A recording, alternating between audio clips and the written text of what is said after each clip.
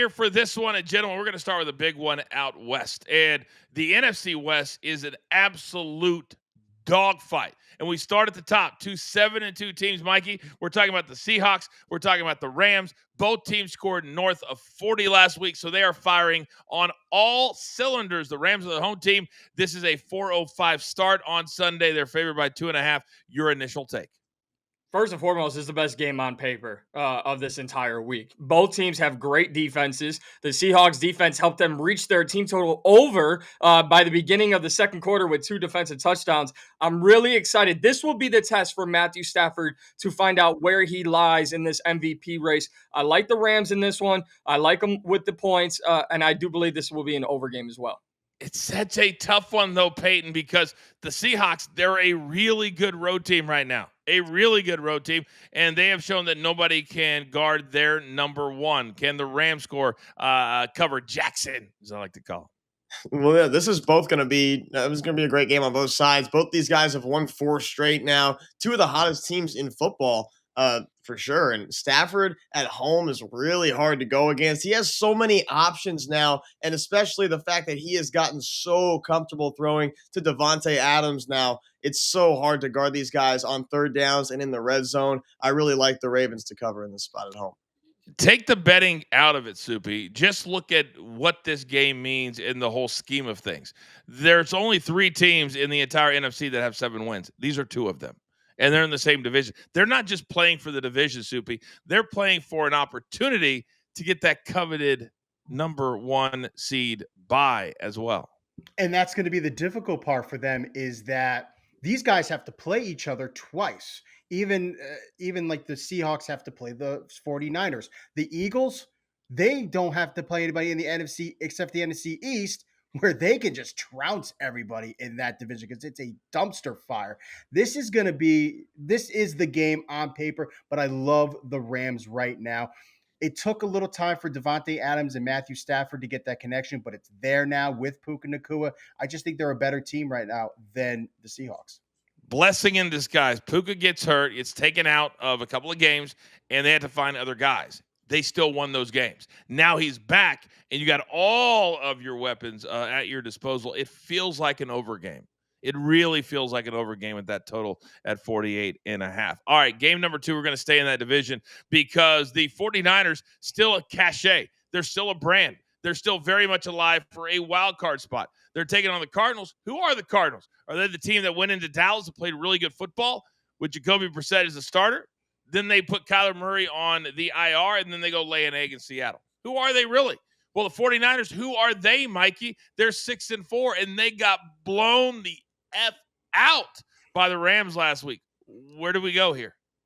Well, message to the 49ers, Christian McCaffrey is on your team, and you can give him touches, but in order to win games, you need to score points, so maybe give him more opportunities to find the end zone. Mac Jones was a nice story to begin the season. Go to your bell cow, go to Christian McCaffrey. This should be a walk in the park for San Francisco, but maybe Jacoby Brissett finds the fountain of youth once again.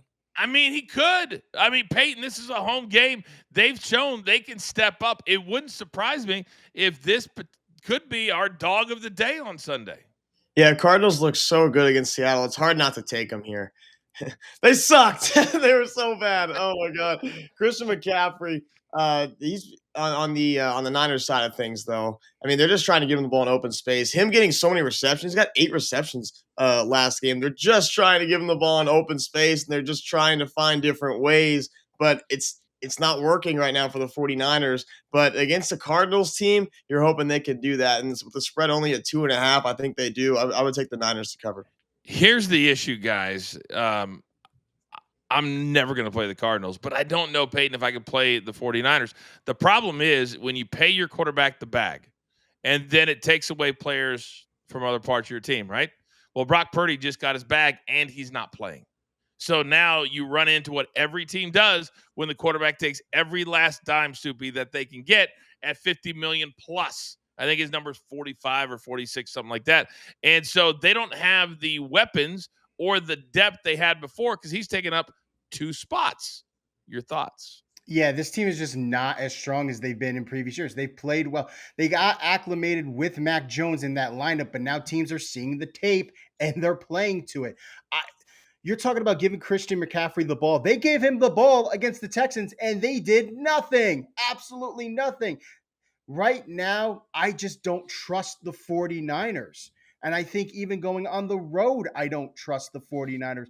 The Cardinals, I think, can play up to the 49ers right now. I will take that 2.5, and that's it. I would even play it up a little bit, but I think the Cardinals can at least cover. Maybe they're a teaser option. Maybe you take them up to 8.5, because I just don't see them losing by 8.5. But I didn't against Seattle either. So be very, very careful with this one.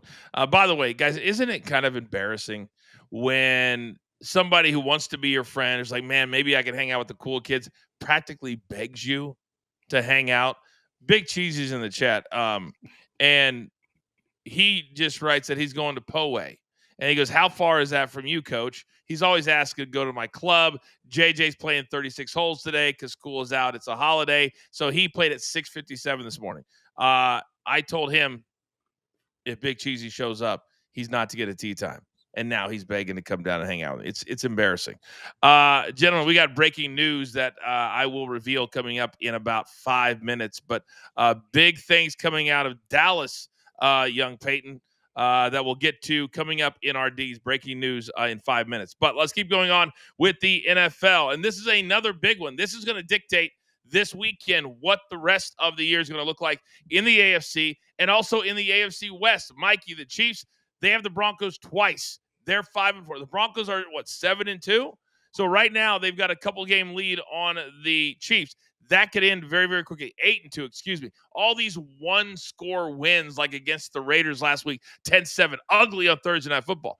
I guess it doesn't matter to the record, but the Broncos right now, I can't trust them. Can you? Absolutely not. The only good thing about 10-7 is it's better than 6-7.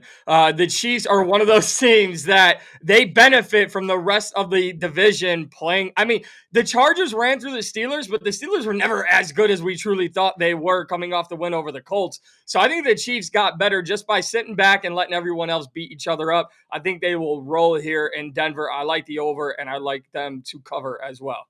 All right, real quick. Which team is favored? Because the graphic says 3.5 on both of them. It's the Chiefs are favored. My apologies. The Chiefs are favored on the road. Okay, by 3.5. So, young Peyton, the books refuse to give the Broncos their flowers. Home, 8-2, first place, tops in the entire conference, and you're getting 3.5.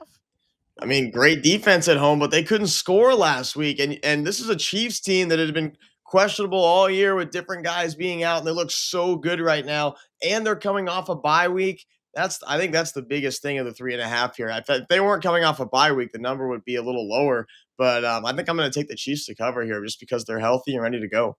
I don't like either one of the numbers, and you guys know I'm diehard Chiefs. Minus 200 against a team in their house, Soupy. I can't lay that on the money line. 3.5 when people aren't talking about it. If the Chiefs lose this game, guys, they're 5-5.